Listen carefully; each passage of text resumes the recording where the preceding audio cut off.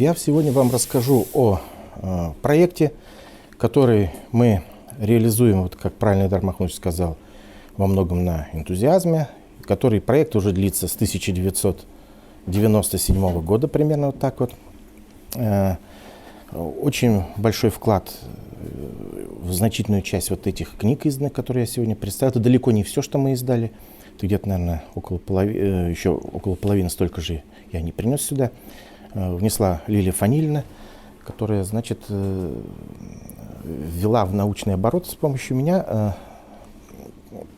значит, эти работы, посвященные истории Башкортостана, истории Урала, Поволжья. Мы начали с изучения истории Башкирии. А как это все началось? В 1990 году наш учитель, выдающийся ученый наш, Раиль Гумерович Кузеев, известный этнограф, вы все его хорошо знаете, его работы, основатель музея археологии и этнографии, который вот здесь вот рядом находится. Он в 1990 году поехал в Соединенные Штаты Америки на конференцию и познакомился там с профессором, американским профессором Алтоном Доннелли. Он уже знал о том, что этот самый Доннелли, к тому времени он уже находился на пенсии, в 1985 году он ушел на пенсию. Этот самый Доннелли в 1968 году опубликовал книгу «Русское завоевание Башкирии», она так называлась. Вот, и в 1990 году Раиль Гумерович встретился с Алтоном Доннелли, они познакомились. Он его пригласил сюда, в Уфу, потому что когда в 1968 году Доннелли выпускал свою книгу, работал он над историей Башкирии 17-18 веков в 60-е годы, он сюда не мог приехать. Уфа была для ученых западных абсолютно закрыта. Оборонный комплекс, это закрытый город, и поэтому они сюда не могли приехать. Вот нынешние некоторые башкирские историки упрекают этих западных авторов, вот вы там в архивах наших не работали, а как они могли работать в архивах, их сюда не пускали. И вот Раиль Гумерович Кузеев организовал перевод этой книги. Она вышла в 1995 году, в дни первого всемирного Курултая Башкир. Вот когда я с этой книгой ознакомился, меня удивило там совершенно такой нестандартный подход к истории нашего региона. Вот. И меня заинтересовало, а кто, кроме Доннелли, еще занимался историей Башкирии за рубежом?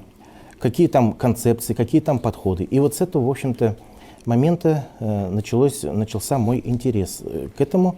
Я стал разыскивать литературу. Тогда еще интернета не было в таком вот виде, как сегодня он есть. И приходилось все это через третьи, через пятые руки добывать как-то случайно.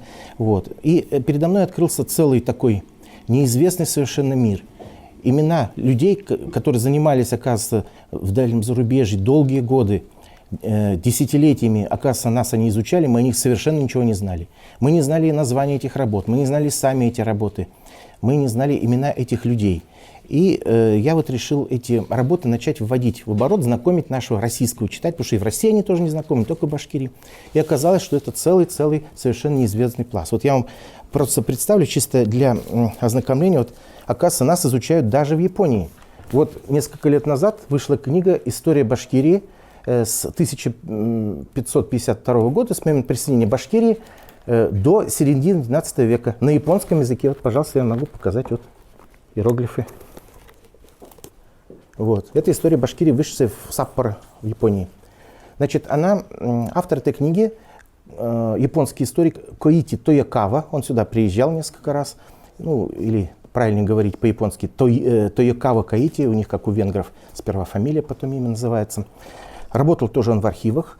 Он с конца 70-х годов он изучает творчество, деятельность Салавата Юлаева. Значит, и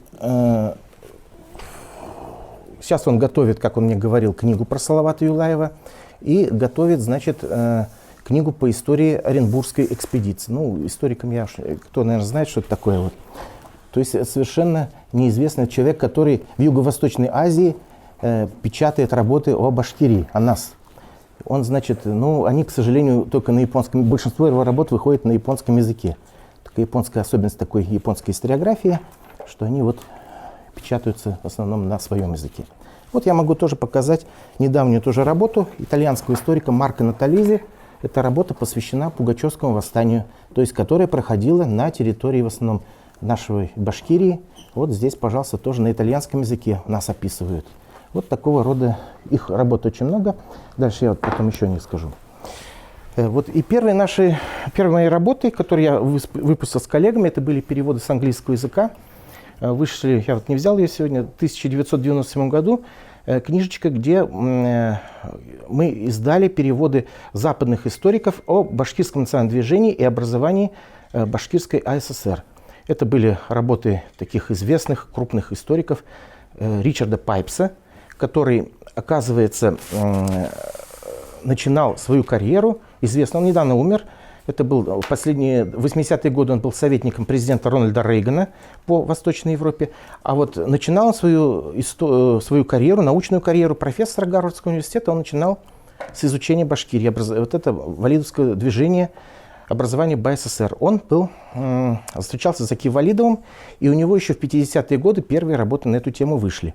В эту же книгу у нас тогда вошли работы и крупного слависта американского, который был эмигрантом, Сергея Александровича Зиньковского, который всю жизнь занимался историей древнерусской культуры, но вторым хобби его было изучение тюркских национальных движений. Он сам в одной из своих книг признается, что у него предки были татары. И вот он написал огромный такой труд, почти 700 страниц, значит, «Пантюркизм и ислам в России». Вот это посвящено истории тюркских национальных движений конца 19-го, начала 20 века. И вот там, значит, он много внимания уделяет, опять-таки, образованию Башкирской ССР, татарскому национальному движению, образованию татарской ССР. Вот это такой классический труд. Ну, там была еще и работа, еще несколько было работ в этот сборник включены. Вот с этих пор мы начали. А потом получилось так, что перед нами открылась французская историография. Значит, к нам приехал молодой тогда еще парень, Ксавье Ле-Торвилек. Значит, он пешком, значит, дошел от Парижа до Уфы, как он говорил, автостопом пришел, изучать историю Башкирии. И с собой он привез несколько работ французского ученого Роже Порталя. Ну, я уже слышал, кто такой Роже Порталь, примерно представление имел, такое смутное, потому что у нас в нашей советской литературе, российской, вообще о нем практически никаких информации никакой не было, мы ничего не знали. Но я знал, что он что-то там Уралом занимался. Вот Ксавье некоторые его статьи привез, потом мы, благодаря при поддержке Ксавье и при помощи Лилии Фанилевны, мы установили связи с Институтом славянских исследований в Париже, один из крупных центров изучения России и славян. И они нам предоставили материалы, все связанные с деятельностью этого французского историка. Он умер в 1994 году. Но вот в послевоенное время он написал большой труд «Урал в XVIII веке. Очерк социально-экономической истории». Это был изучение истории горных заводов, как здесь у нас первые горные заводы в Башкирии возникали. И к этому труду прилагался, не опубликованный даже во Франции, нам прислали его из архива, труд по истории башкирских восстаний. Вот, это все Лилия Фанильевна перевела, и мы его издали в начале 2000-х годов, а вот буквально месяц назад эта книга переиздана была уже в хорошем таком издании, в переплете. Еще сюда вошла в моем переводе с английского работа современного историка Хью Хадсона, который, значит, опубликовал тоже работу, посвященную династии Демидовых на Урале, заводах. Вот эта книжка вышла. Вот такой вот он, Роже Порталь вот здесь изображен, и Хью Хадсон. То есть вот мы такое опубликовали. Это очень интересная тоже работа, которая имела большое значение, потому что ведь на Западе никто ничего не знал. В Урале это вообще никто и не представлял, где это такой Урал, это где-то в Сибири, там, может, даже где-то на Камчатке. А вот благодаря деятельности таких вот ученых, значит, европейцы, они узнавали о нашем регионе, о наших проблемах, о нашей истории.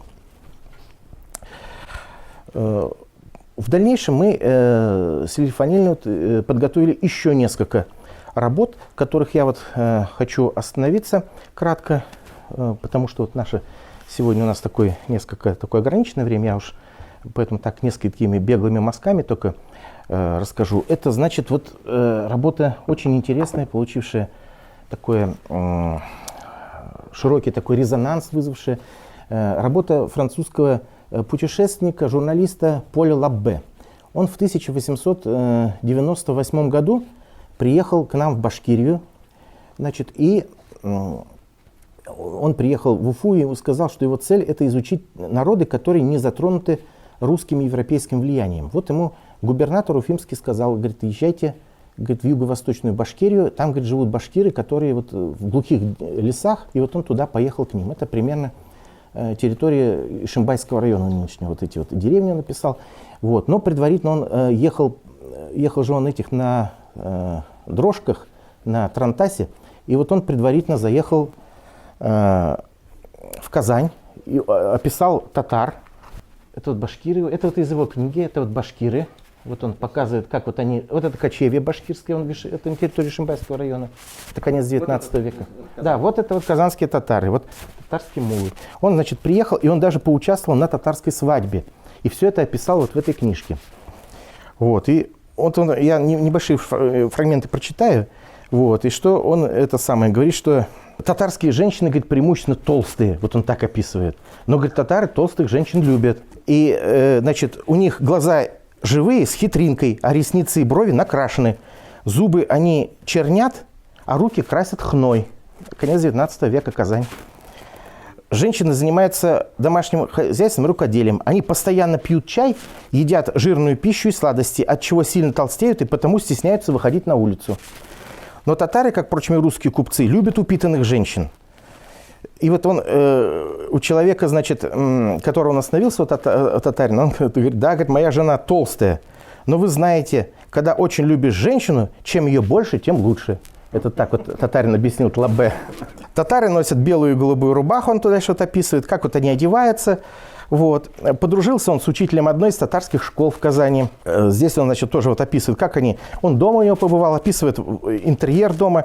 Его дом не отличался от жилищ других татар, состоял из двух частей, разделенных передней, предназначенных для молитв. В комнате, где меня подчивали, стоял стол, несколько стульев, широченная кровать, прикрытая занавеской, маленький буфет с посудой, у двери 2 таза для умывания, один из них предназначался для мужа, другой для жены, ибо так требует их религия. То есть вот интерьер вот он описал. Ну, вот тут, и тут, значит, вот он описывает, как он участвовал на свадьбе, как его пригласили, вот он все подробнейшим образом рассказывает и пишет, как жениха отвели в супружескую опочивальню, где его уже ожидала жена. Согласно обычаю, их запирали в этой комнате на 4 дня, и только свахе разрешалось нарушить их уединение. Когда эти 4 дня прошли, я, придя попрощаться с моими татарскими друзьями, встретил там сваху, им поинтересовался, как же дела у молодоженов, что они 4 дня провели. Она прыснула, я только что отворила двери их комнаты, но им там так понравилось, что они не захотели из нее выходить. Вот такие, значит, вот брачные такие вот обычаи татар. Эта женщина была очень довольна подарками, потому что ей вот, она вот была сваха, она так вот ходила по семьям, их, видимо, организовывала вот это все, брачную ночь первую.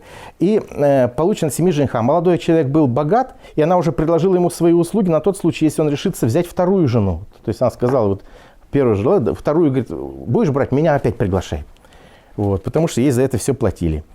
По ее признанию, сейчас свахой быть не так престижно, как раньше, но она рада тому, что, во-первых, делает людей счастливыми, и, во-вторых, немного зарабатывает на этом. Я поздравил ее и пообещал, что обязательно дам ее адрес своим друзьям, пусть она и им поможет. Ну вот такой вот, эта книжка очень такая веселая, это как она вся, он описывает очень интересные приключения у башкир, значит, когда этих, и, кстати, вот у него интересные есть моменты, которые, он, например, пишет о том, что у башкир, значит, все муллы, это, говорит, татары, но я, говорит, подозреваю, что там, значит, у них часть из них все же башкиры. Но он пишет, что у башкир, говорит, если вот они чуть-чуть только уже получат какое-то образование, они сразу говорят, что они уже не башкиры, а татары. Ну, татары, они в данном случае не национальность имели в виду, а татары у них было как социальный статус, как дворянин. Да, да. И он приводит пример. Оказывается, говорит, то же самое и у казахов. Казахи, говорит, только, говорит, получат какое-то образование, они уже не стесняются называть казах, они, говорит, сарты. Вот, сарты. То есть это считалось тоже такой какой-то дворянская такая прослойка, что вот это статус, то есть это с национальностью здесь не было связано. И вот он говорит, поэтому, говорит, среди татарских мул, говорит, часть, говорит, какая-то, говорит, башкир, говорит. Но он пишет, что он часто вот сидел около костра, около вот этих юрт на башкирских кочевьях. Они ему рассказывали сказки, вот, он их записывал. И таким образом вот он по итогам этой книжки очень такую веселую книжку написал. Вот. Потом, значит, Лилия Фанилина целиком перевела вот такую небольшую работу. Это мы ее назвали так достаточно сложным таким словом, потому что это под гранты было. Но здесь даны описания французов, которые приезжали к нам в Башкирию. Очень такие тоже никому никогда не известные эти имена. Это вот Уйфальви де Мезо Ковест был такой француз. У нас на русском языке небольшой кусочек. Наши вот ученые всегда этот кусочек, который до революции был опубликован. Мы опубликовали полный вариант из его большой книжки, посвященный тюркским народам. Вот у него «Страна Башкир на Урале» у него называется глава. Потом был такой Камено де Альмейда, русская колонизация Уфимской губернии. И Кастанье, о нем сейчас тоже много пишут. Он прожил в Оренбурге долгие годы, он умер уже послевоенное время. Это был известный такой археолог, который в конце 19-го, начале 20 века проводил археологические раскопки в Башкирии на территории Оренбургской нынешней области. Вот здесь мы это. Вот у нас, значит, вышла книжка, тоже в этом году уже вышла. Это Шарль Рабо «Путешествие по Среднему Поволжью и северу России». Тоже очень интересная книжечка. Француз, который в 1890 году приехал в Россию, но его интересовали северные народы. И вот он приехал в Казань, он до нас, до Уфы не доехал, он в Башкирию не заехал. Он сразу повернул на север и поехал туда, к Хантам-Мансим. Вот, то же самое интерес его был этих. Но он тоже здесь описывает поездку в Казань. И вот здесь вот я привел фотографию, вот сейчас надо найти. Он, значит, приехал в Казань и попросил муллу, сказал, мне, говорит, нужно, говорит, снять, как молятся, говорит, татары. Для нас, говорит, французов это интересно, это необычно. Ну, а мулла-то, говорит, ну, сфотографировать, конечно, можно, но, говорит, у нас лица же нельзя, говорит, изображать по религии. Как, говорит, я вас сделаю? Но что делать? А мулла, видимо, оказался человеком прогрессивным, скорее всего, каких-то из джадидистов, новометодных. Он говорит, ладно, говорит, сделаем, найдем выход. Вот. И вот здесь вот было как раз показано, значит, они когда встали на колени и как раз вот преклонили лбом до этого, он сзади их сфотографировал, вот эти задние части, задницы их, он как раз сфотографировал. И таким образом была решена проблема. Он вроде и моления сфотографировал, и лица не показал. Это его фотографии. Они хранятся в архиве Французского географического общества. Национальная библиотека Франции сейчас выкладывает эти иллюстрации. Вот, сейчас вот в книгу мы их все включили, которые в книге, а сейчас еще и больше. Он далеко не все включил в книгу. Вот это вот башкирки. Вот он сфотографировал. Это тоже это где-то это Альшеевский район. Значит, он приехал туда и попросил, значит, башкирок сфотографироваться. Ну, башкирские женщины очень боялись, но этот исправник, он ехал с исправником, то есть с полицейским, это уже, это Лабе, вернее, этот самый тоже Лабе, он, значит, их попросил, который я говорил, он исправнику сказал, давай, говорит, их сфотографируем. Ну, исправник вызвал их мужей, строго проинструктировал их, иначе, говорит, мы вас накажем, всех выпарим. И мужья поговорили с женами, жены, значит, собрались и вот так вот сфотографировались. Это вот в Альшеевском районе фотография сохранилась, она хранится вот во французском архиве. Ну, там, говорит, одна, говорит, очень, говорит, молодая девушка, говорит, она, говорит, вообще, говорит, страшно дрожала, говорит, от страха. И только, говорит, когда ей муж там сказал, говорит, я тебя накажу, она, говорит, это согласилась, и он ее тоже сфотографировал. Вот таким образом, они требовали сразу фотографию дать им. Вот сфотографировать, дай, говорит, нам фотографию. Это даже процесс был очень сложный, так надо было и проявлять, это же все на стеклянных пластинках и вот этих самых вот. И они очень сильно, Лабе с ними очень сильно подружился, и они даже не хотели его отпускать из деревни. Говорит, давай, говорит, мы оставайся, мы тебя женим, говорит, здесь, жену тебе найдем. Вот, и он говорит, нет, ну мне, говорит, надо во Францию ехать. В общем, он пообещал, ладно, говорит, я, говорит, вам вот сейчас съезжу во Францию, а через месяц я к вам опять приеду, и тогда уж точно останусь жить. Но они, ладно, говорит, давай, хорошо, мы тебе тут все, и жену подберем к тому времени, и дом к тебе дадим уже все. И отпустили его таким образом. А так отпускать его не хотели. Он им очень понравился. Он их впервые, значит, накормил лимоном. Вот. И этот самый, он нарезал ломтики чая, в чай положил лимон. Чай выпил, а лимон оставил. Ну, как обычно. Вот. А башкиры увидели этот лимон. И это никогда лимон не видели. Они, значит, у него взяли из чашки. Один лизнул, понравилось, другому передал.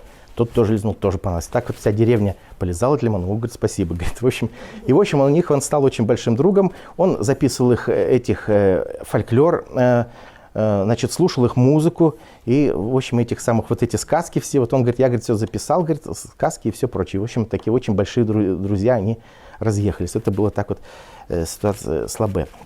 Я характеризую еще вот несколько имен назову. Это, значит, вот Лилия Фанилина перевела вот такую большую работу. Это уже, сказать, не француз. Это выдающийся русский юрист. Это был, он работал во временном правительстве России. Это Борис Эммануилович Нольде, один из крупнейших юристов. На основе его работ, на основе его концепций создана Организация Объединенных Наций. После революции он эмигрировал во Францию. И в годы Великой Отечественной войны он писал большой труд по истории России. Вот чем этот труд отличается от всех, потому что таких аналогов этой работы, она была опубликована в 1952 году на французском языке. То есть она была, опять-таки, нашим читателям в основном недоступна. Вот. Чем она ценна? Ни до, ни после таких работ никогда не было. Мы все привыкли читать по истории России, там обычно цари, там, завоевания, там, походы, внутренняя какая-то политика, там, закрепощение, все. Он показал, как народы входили в состав России, каждый народ. Эта книга не окончена была, он хотел ее закончить ее февральской революцией, но успел закончить только началом 19 века, и то по некоторым регионам. Он здесь подробнейшим образом, вот у него есть главы Казани и Среднее Поволжье, то есть фактически здесь 100 с лишним страниц посвящено подготовке и захвату Казанского ханства России. Он пишет, что вот мы сейчас в октябре будем, по старому стилю, по новому начале ноября будем отмечать юбилей Российской империи, 1721 год. Но Борис Эммануилович Нольде говорит, что Российская империя, при Петре она формально только была создана в 1721 году, а фактически она возникла с момента как раз вот присоединения Казанского ханства. Да, то есть она стала многонациональной вот именно с этого момента. А это уже просто было чисто формально. И вот этому периоду он уделяет большое внимание. Большое значение здесь уделяет Уралу, созданию горнозаводской промышленности, Башкирии, башкирским восстаниям, присоединению башкир и так далее. Откуда он берет эти сведения? Дело в том, что в XIX веке в России было опубликовано огромное количество трудов, которые наши ученые до сих пор толком и не освоили. Это различного рода чтения в обществе российских древностей, различного рода записки Московского государственного университета и так далее.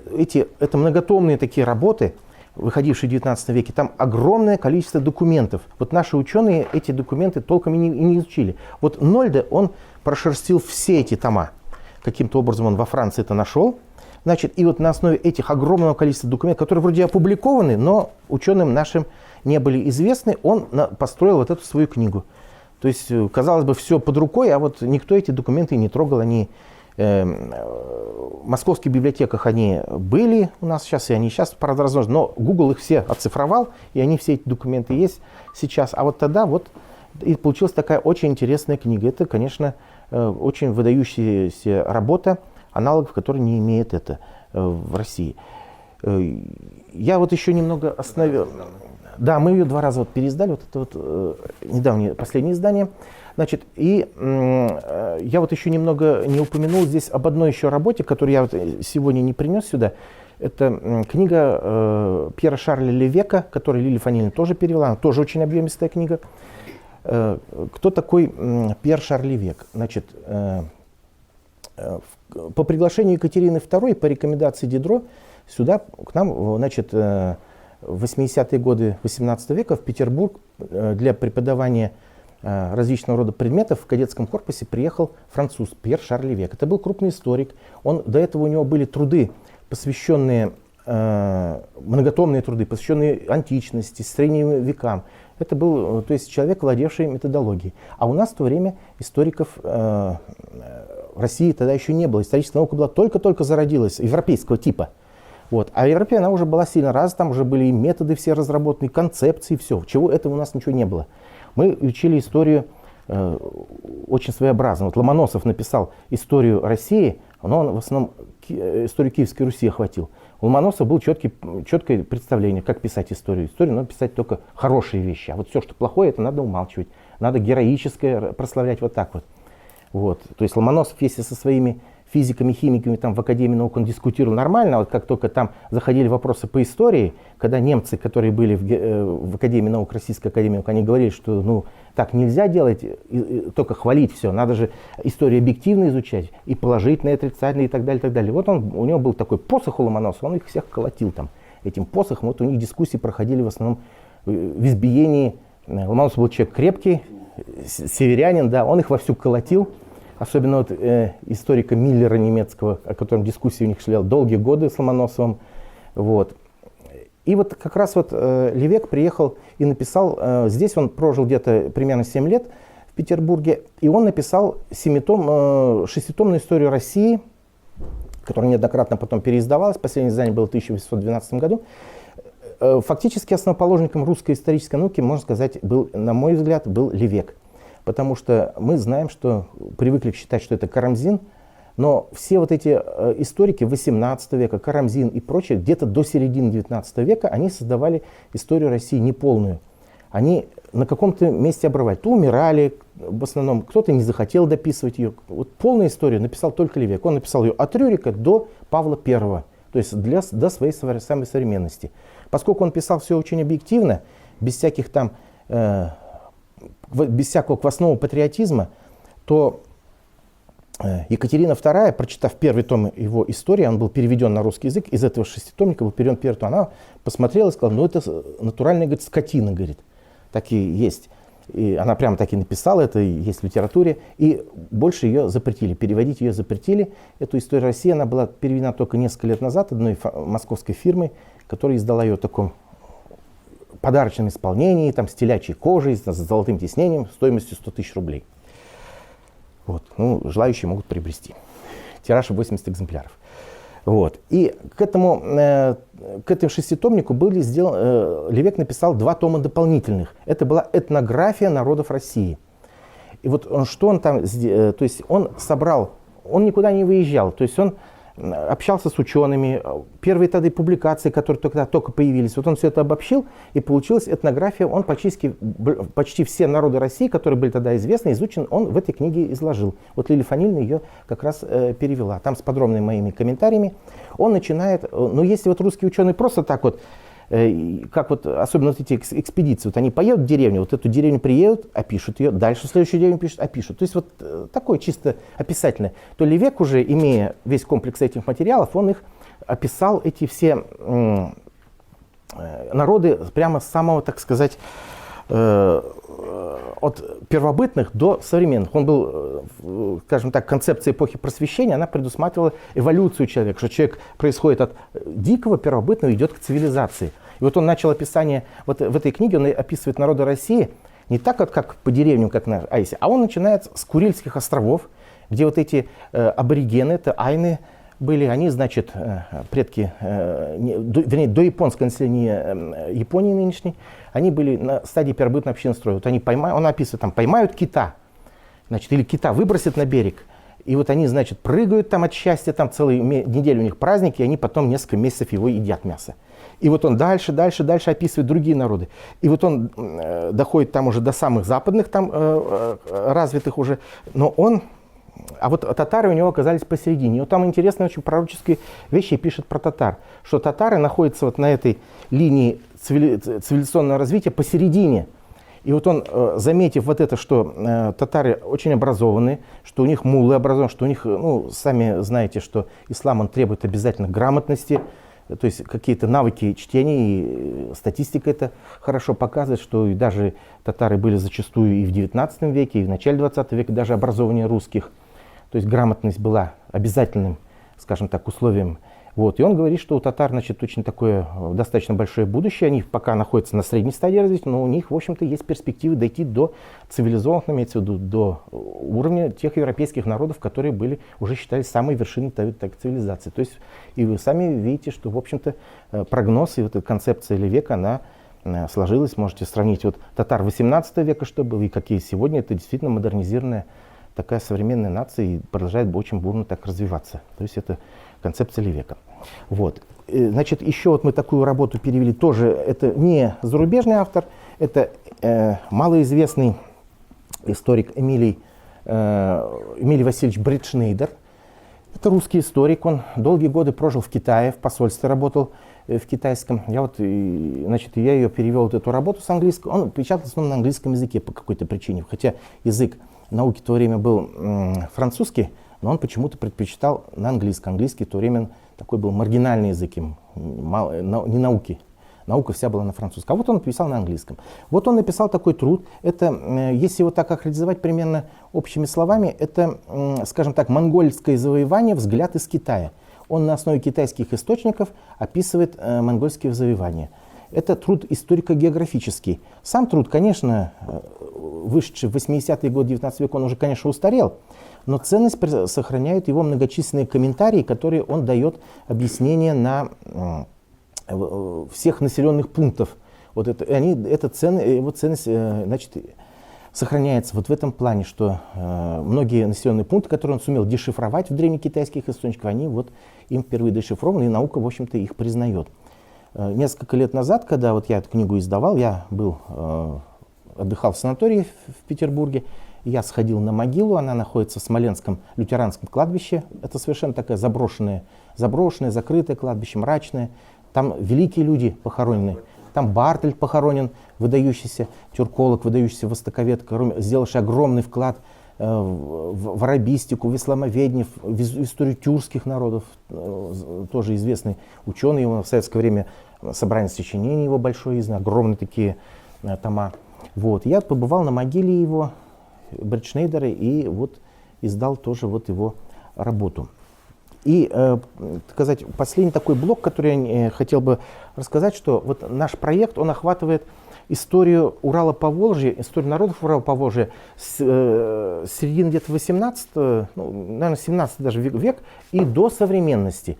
И вот следующий блок, это у нас уже эпоха современности. Я вам рассказал, что мы издавали работу по эпохе 17-18 века, 19 века путешественников, образование Башкирской ССР, революция. И по советскому периоду, постсоветскому особенно, западных ученых, когда вот начались процессы суверенизации, западных ученых это очень сильно стало интересовать. Появились какие-то гранты, сюда поехали ученые, и результатом их стали работы. Я назову только несколько, которых мы вместе с Эльдаром Махмутовичем издавали. Это приехал к нам такой ученый Йорн Гревенхольд. Это немецкий ученый, сейчас работает в Бонне. Он защитил докторскую диссертацию, посвященную становлению авторитарного режима Рахимова в Башкортостане в 90-е годы. Вот, значит, здесь он рассматривает какие вопросы. Это политические процессы в Башкортостане в 90-е годы. Значит, кодификация реформ политических институтов, внутренняя политика режима Рахимова и отношения Башкортостана с Российской Федерацией, базовые составляющие режима Рахимова, отношения республики с федеральным центром, переизбрание Рахимова на пост президента республики в 1998 году. То есть он где-то вот до 1998 года, докторская диссертация, она чуть попозже, у него полностью была опубликована где-то до начала 2000-х годов. То есть вот такой глубокий анализ западным, причем очень объективный. И самое интересное, что он здесь не так долго побывал, но он как-то сумел придраться особо не к чему. Фактически у него ошибок практически нет. Вот такая книжечка «Башкирия, Башкортостан. Пространство, политика, механизм выживания». Сборник работ западных историков, посвященных тоже постсоветской Башкирии. Значит, здесь вот упомянутый мной Ксавье Травелек написал статью «Татары и башкиры. История в зеркальном отражении. Этническая композиция, историографические дебаты и политическая власть в Республике Башкортостан. Татаро-башкирские отношения» описаны. Значит, работа Чарльза Стенвилла «Как Башкирия стала частью европейской России». Вот Чарльз Стенвилл, я немного тоже отвлекусь. Дело в том, что вот эти все работы, которые я вам назвал, они в основном написаны в таком, в традиционном духе. Они, по сути, по методике, они мало чем отличаются от наших работ. Может, там какие-то факты указываются. Например, вот Ричард Пайпс, когда описывал историю образования Башкирской ССР, он в своих работах упоминал тех лиц, которые у нас в советское время упоминать уже было нельзя. Не принято было, они были в 30-е годы репрессированы, объявлены там националистами буржуазными, уничтожены. И вот эти западные авторы, у них таких не было цензурных ограничений, они все этих имена давали и все прочее. И вот, значит, сюда в 90-е годы приезжал тоже очень такой интересный историк Чарльз Стенвидл. У него буквально где-то года 4 назад вышла монография, посвященная истории Башкирии, тоже от Ивана Грозного до 1917 года. Значит, Стенвидл, он впервые применил к истории Башкирии методы, которые применяются в современной западной науке. Ну, например, он показал, как, вот здесь вот поместили мы статью, его отдельную статью, как Башкирия стала частью Европейской России. То есть он говорит так, что в 18 веке, когда у нас Башкирия считалась очень таким опасным пограничным государством, здесь постоянно воевали башкиры, были, восстания поднимали, что здесь не было ни прессы, ни судов, ничего не было. То есть отличие Башкирии от европейской центральной части России было очень большое. Это была как бы азиатская окраина. И поэтому на всех картах, географических картах и в описаниях Башкирия всегда считалась Азией. То есть вот граница Башкирии это уже Азия, не Европа.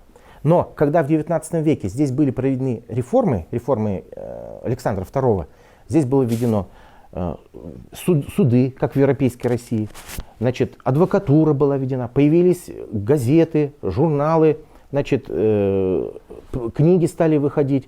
То есть Башкирия приобрела европейский такой вид.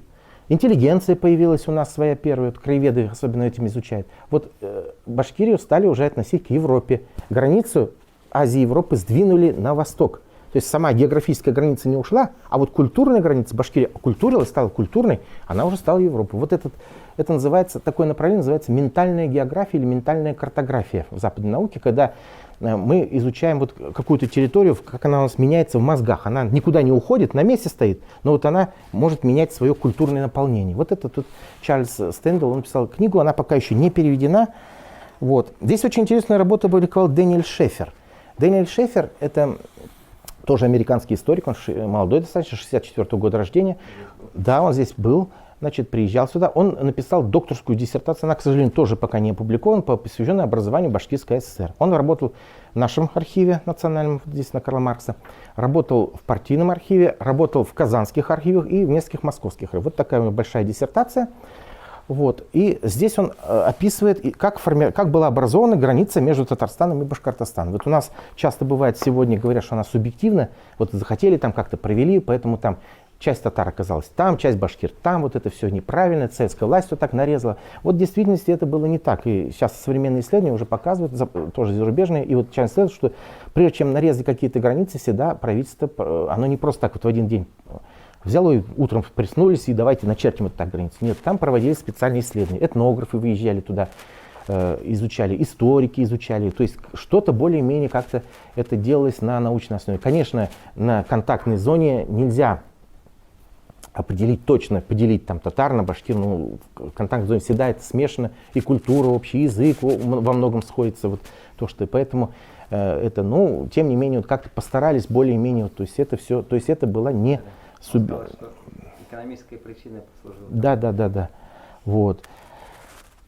И американский экономист Клейб Саутворд, здесь мы статью написали «Производственный неопатернализм в Республике Башкортостан».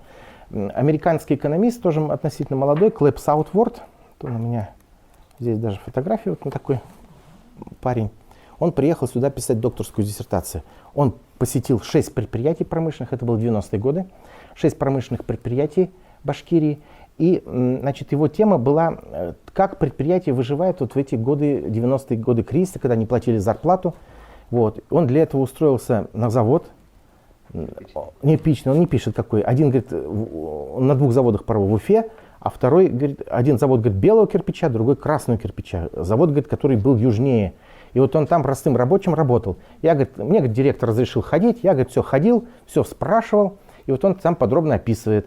Значит, он это говорит, что, значит, были, всем завод выделял грядки, участки. Вот рабочие, говорит, идут, говорит, на работу утром, они польют свои грядки, идут на работу. Вечером придут, опять польют.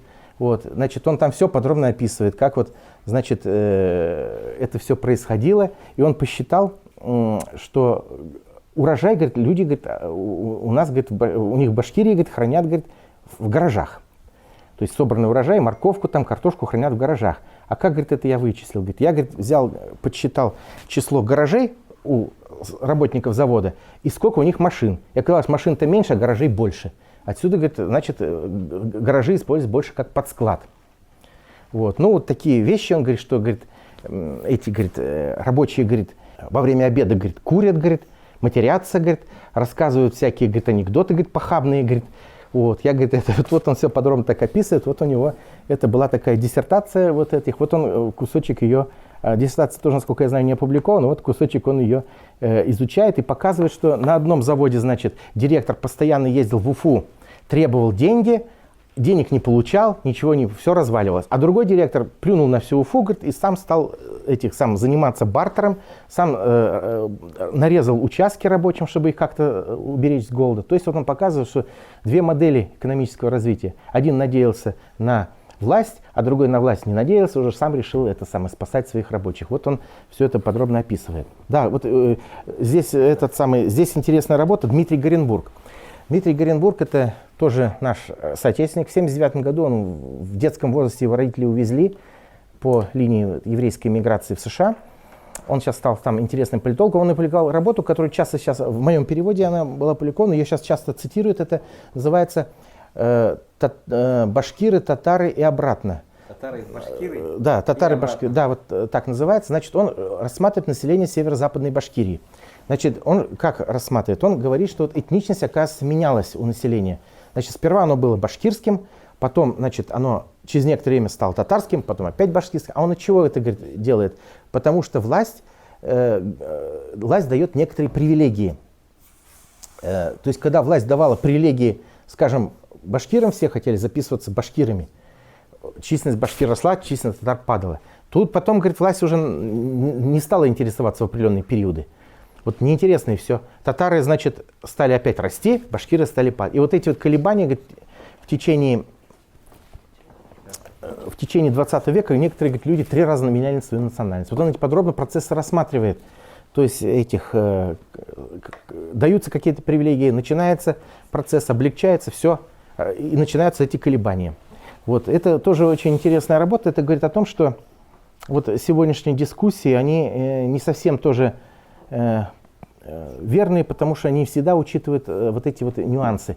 Наши люди думают, что если там башкиры, татары, они всегда были такими, там 300 лет, 400 лет назад, без изменений. Это действительно не так. Любая этничность, идентичность человека, национальность, она всегда меняется в течение веков.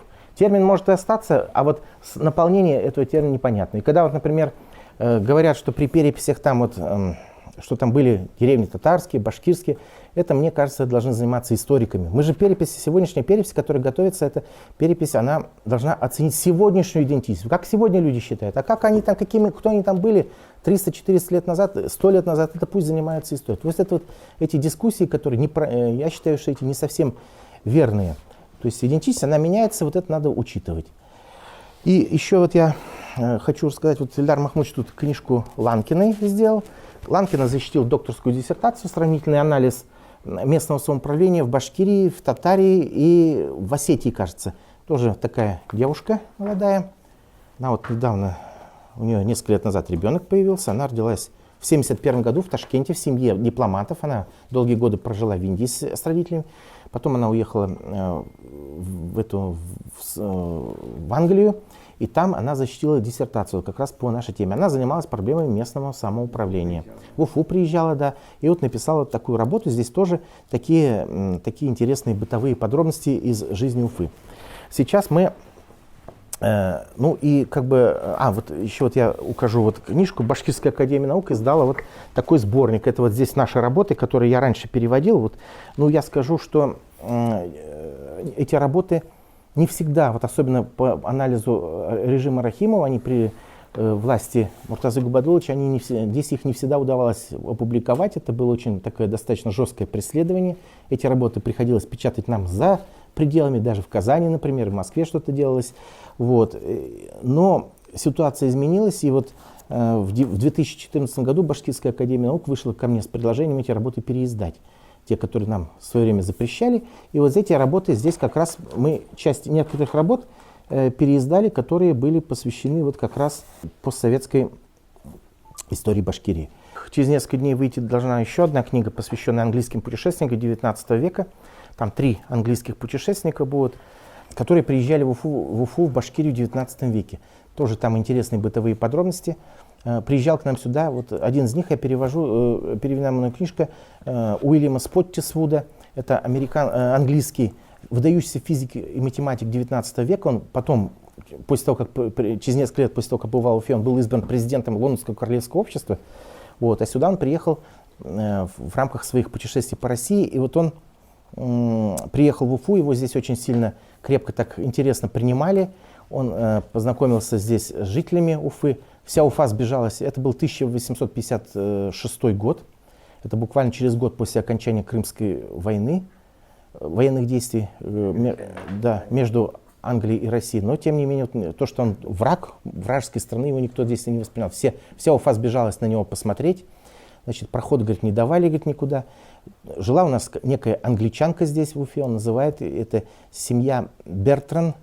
У нее, значит, она сама была англичанка, муж голландец, они жили, говорит, в Уфе. Вот, значит, она устроила им прием, пригласила своих друзей уфимских и этих самых. Но они, говорит, там в клубах табачного дыма, говорит, что-то там бурно очень обсуждали, говорит, русские очень любят, говорит, что-то обсуждать, говорит, вот этих самых, когда выпьют, говорит, и я, говорит, слава богу, что я язык не понимаю, говорит, я ничего не понял.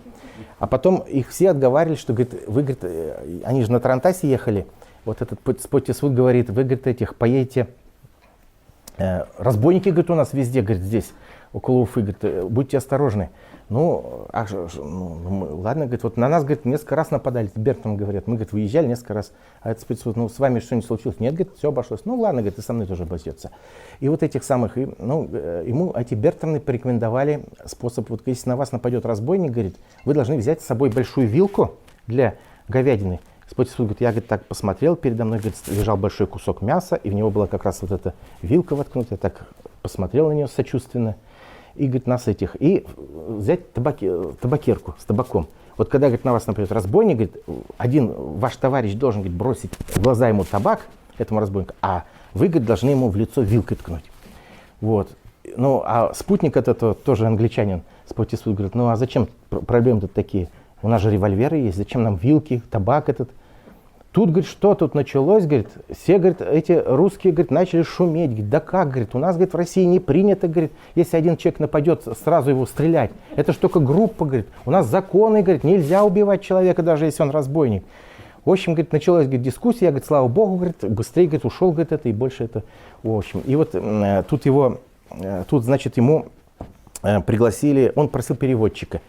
Ему дали, у нас в Уфе был расквартированный части Оренбургского Оренбургского корпуса армейского. В нем были поляки, служили. Причем поляки были 2 видов. Вот сперва ему старика какого-то пригласили. Вот старик, говорит, он, говорит, хорошо знает английский, вот хорошо знает русский. Поляк. Этот, говорит, старик, я, говорит, вам все буду помогать по Уфе ходить. И, говорит, этих самых...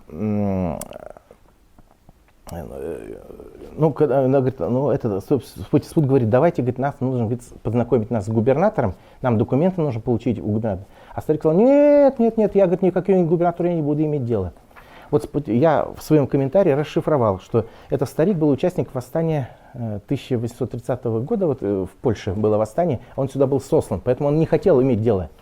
А потом, значит, но старик привел молодого поляка, другого, тоже, который, этот уже был, ни в каких восстаниях не участвовал, он был такой, он говорит, ладно, говорит, все это самое. Мы, говорит, обрадовались, но, говорит, к сожалению, говорит, а у нас, говорит, была, говорит, с собой бутыль спирта. Мы, говорит, в Уфе купили бутыль спирта, чтобы попробовать. Это оказалась такая гадость, оказывается, уфимский спирт.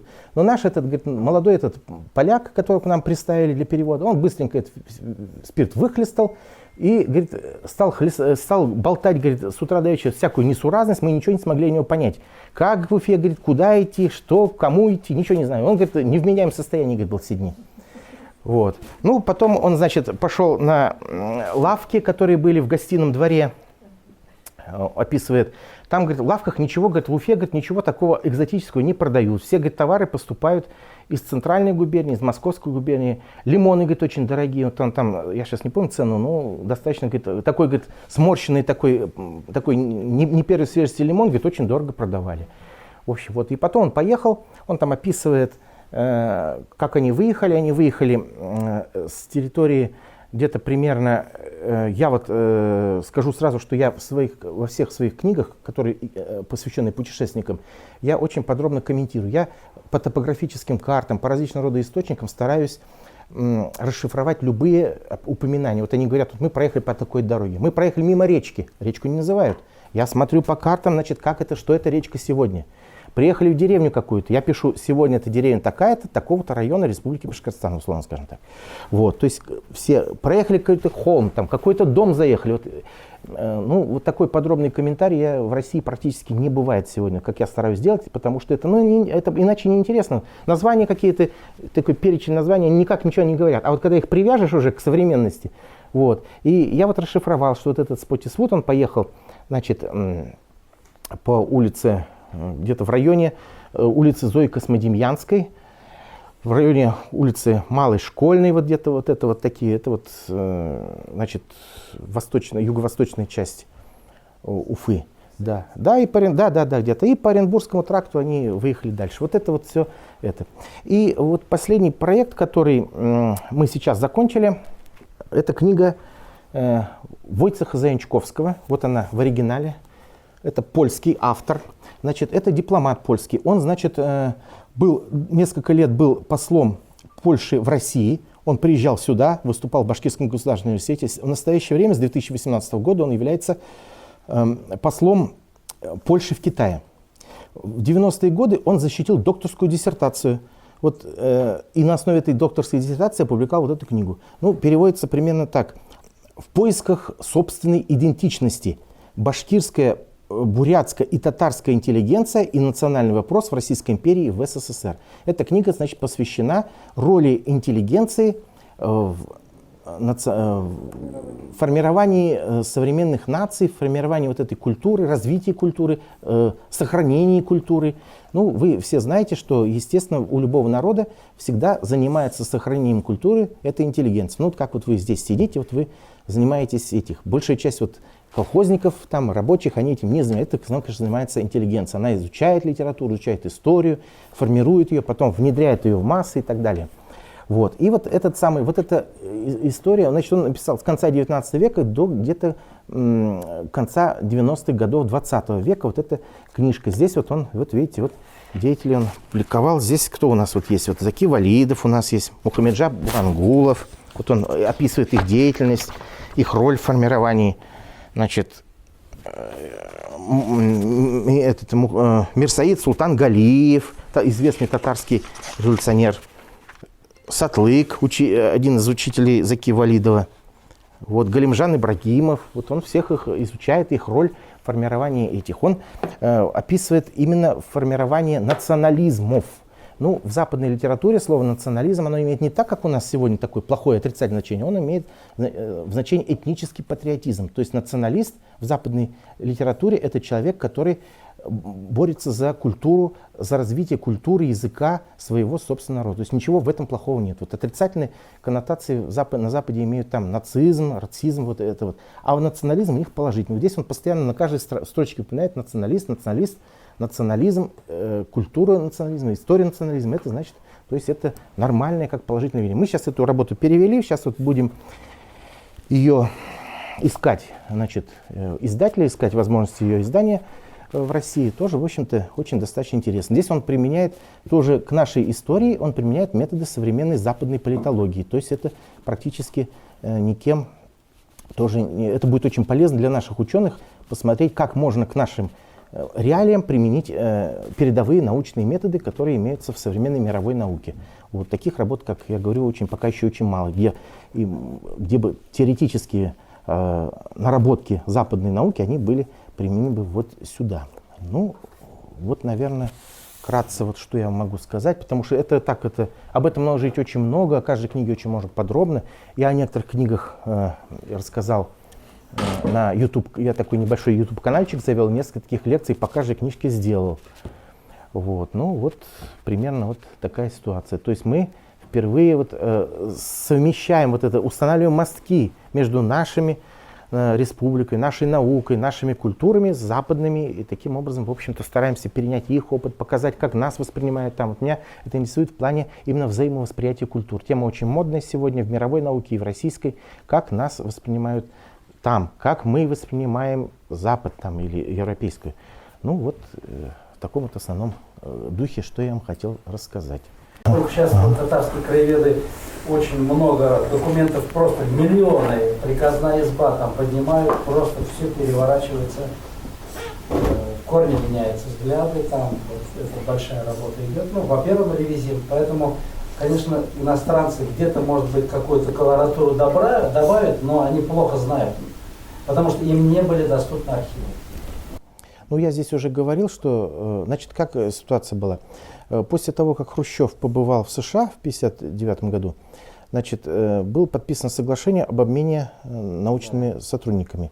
Значит, небольшая партия где-то, я сейчас точно не могу сказать, но человек 20, наверное, или около того, наших ученых поехала в США, историков наших, которые занимались историей США, а мы пригласили сюда где-то примерно тоже несколько человек, которые приехали сюда вот по этому обмену по изучению истории России.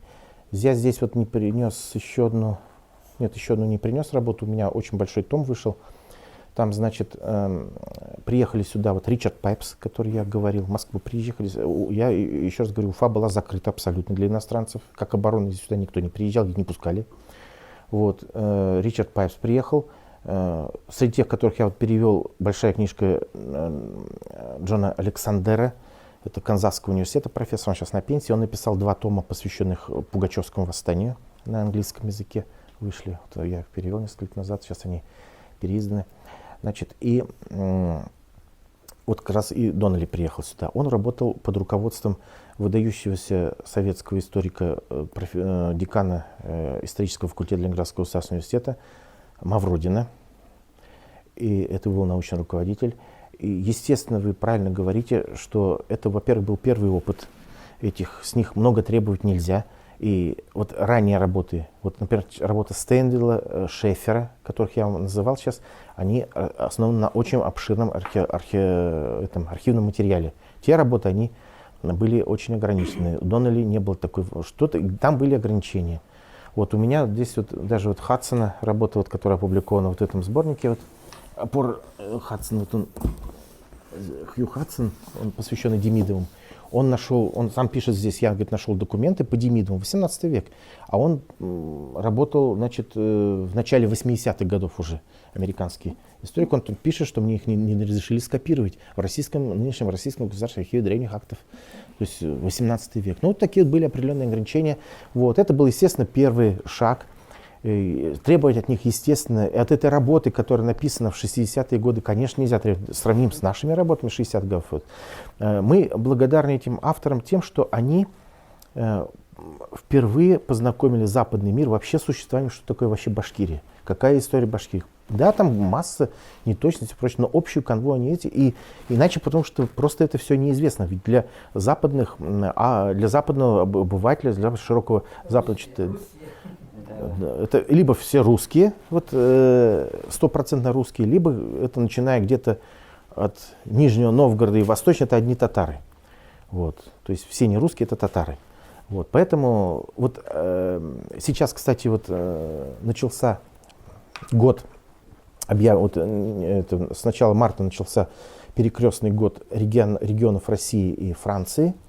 То есть вот к этому году вот я могу сказать, что вот у нас очень вышла работа, где мы показываем, как авторы, зарубежные авторы занимаются регионами России. Вообще эта тема, эти занимаются единицы. Вот то, что мы сейчас занимаемся, делаем, это маргинальное такое направление западной историографии. Потому что западная историография тоже в основном пишет о России в целом, что, конечно, не дает картину. У нас страна, сами знаете, многообразная, колоссальное многообразие культур, а у них это все как-то вот это. Единицы только, очень небольшие группы ученых западных понимают, что Россия состоит из большого количества разнообразных регионов и посвящают этим регионам работы. Сейчас в некоторых регионах эти такие работы изредка так эпизодически переводятся западных ученых по данным регионам. Вот по Калмыкии там есть, по Якутии там были работы, по Нижнему Новгороду и так далее.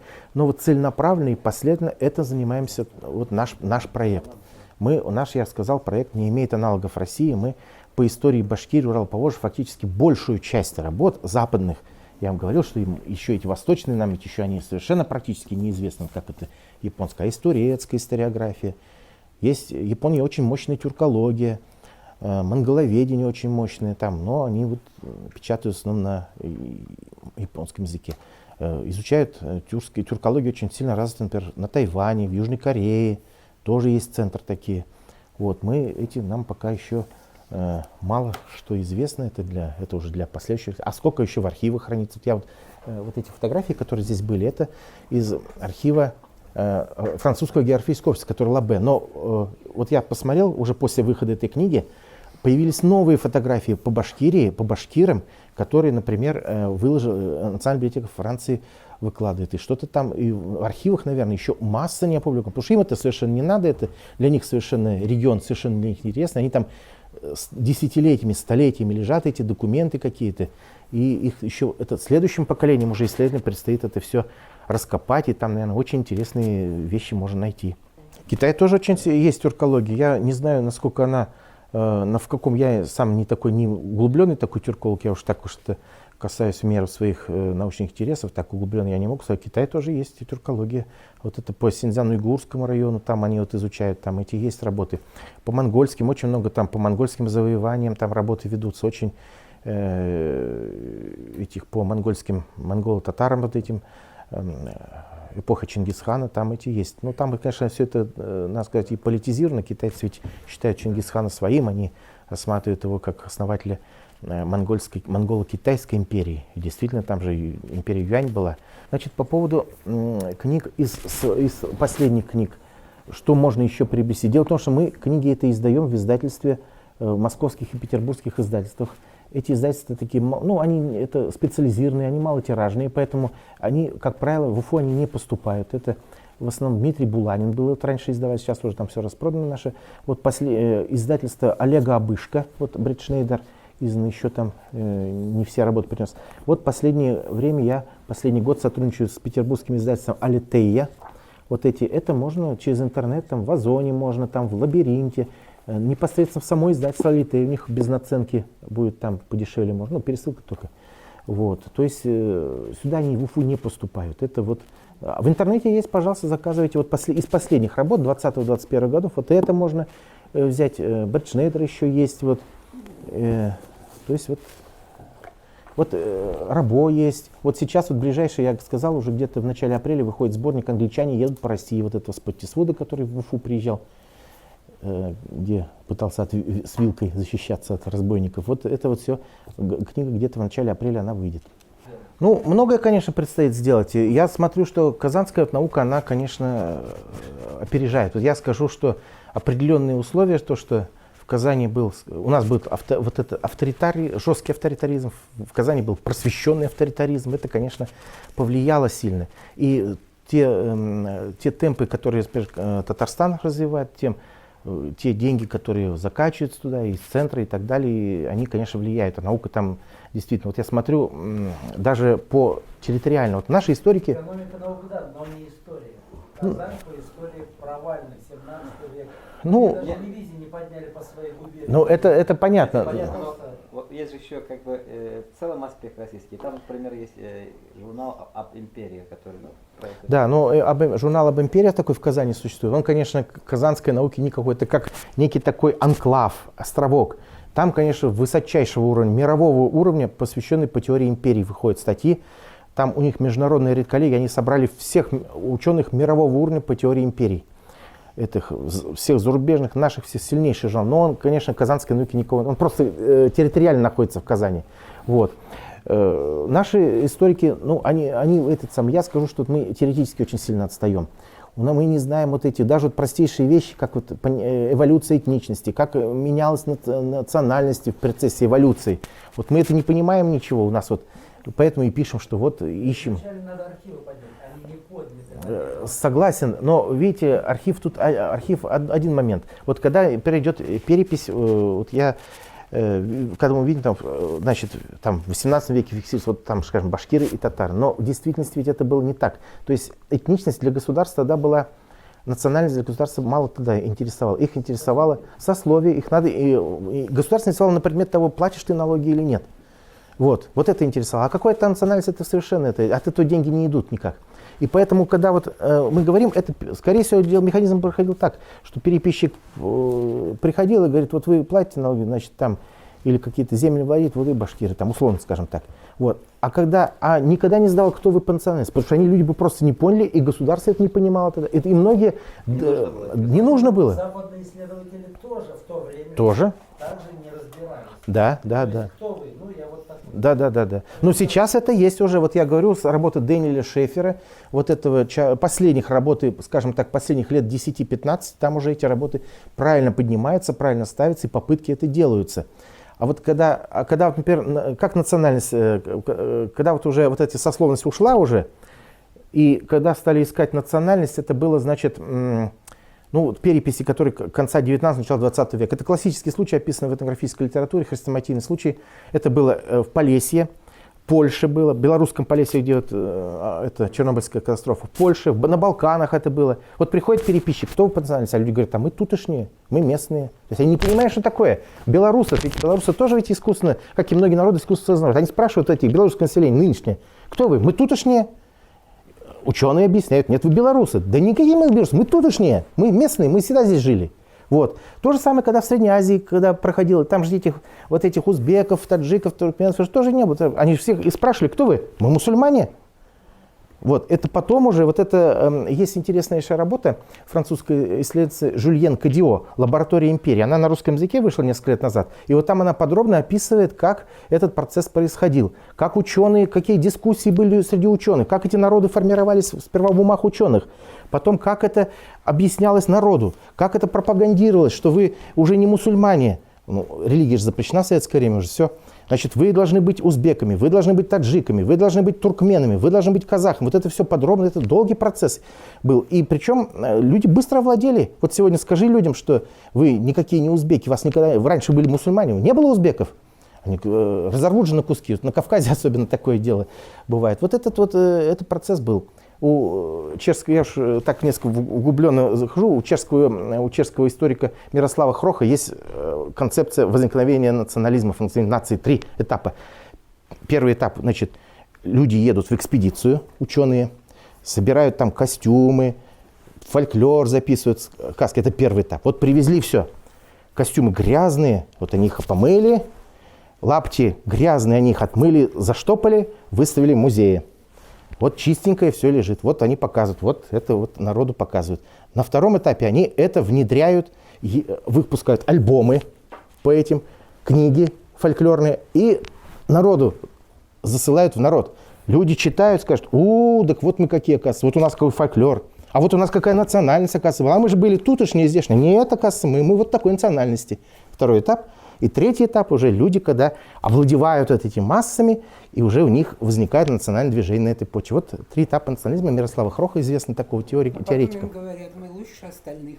Да, совершенно правильно, абсолютно. Это тоже один из этих самых инструментов этничности, потому что это не от того, что люди так плохие, а если так не скажешь, эта этничность не закрепится. То есть есть некие теоретические механизмы, и в них ничего нет плохого. Это у всех народов такое представление. Мы такие, они такие. Да. Все народы считают себя лучше соседа. Нет, вот. Не обязательно лучше, но они противоставляются. Да, совершенно правильно, да. Это на уровне глубинной психологии, да. Вот. Иначе без этого этничность не сохранится. Ее же трудно сохранить, она же постоянно и меняется. И вот под влиянием глобализации все это может исчезает. Вот приходится так. Я вот еще добавлю к этому, к вашему вопросу по поводу казанской, почему, в каком состоянии наша наука в Башкирии и казанская. Вот, значит, обо всех этих авторах я предложил в башкирской энциклопедии в свое время статьи, биографические статьи, краткое каждому авторе, что он написал, какой его вклад для изучения Башкирии. Вот меня, значит, спросили, говорит, мы сперва должны, говорит, выяснить, а не писали ли они что-то плохо о башкирах. Вот если не писали, мы, может, еще и включим. В Татарии, в татарскую энциклопедию совершенно по-другому пошли. Они включили всех. И кто плохо о татарах ругал там татар, и кто хорошо хвалил их. В общем, вот всех включили. Энциклопедия же, она и должна быть такой. А у нас вот такая, то есть у нас вот, видите... Как ломоносовский подход. Да, ломоносовский подход у нас. Только не хватает. Вот. Наверное, появится. Естественно, что такие вещи, они, конечно, пользы науке не приносят, пользы нашему познанию, объективному познанию прошлого тоже не приносят. Вот. И таким образом, вот это. Ну и потом что-то вот это вот неправильно, вот как это так, это все деревни лимон лизали, это неправильно, говорит, мы, говорит, это вообще оскорбление народа, мы, говорит, такие вещи издавать не можем в Уфе. Ну вот пример. Ну вот такие вот. Вот такого чисто. Да. Вот такие чисто вот такие субъективные вещи. Но республика просто теряет. Вот я вчера только разместил в Фейсбуке информацию от этой книги о англичанах, которая вот должна выйти. И академик Тишков уже лайк поставил и написал, что я очень, говорит, поддерживаю ту большую работу, которую проводит Игорь Кучумов и его коллеги по публикации вот этих травелогов, записок о путешественников.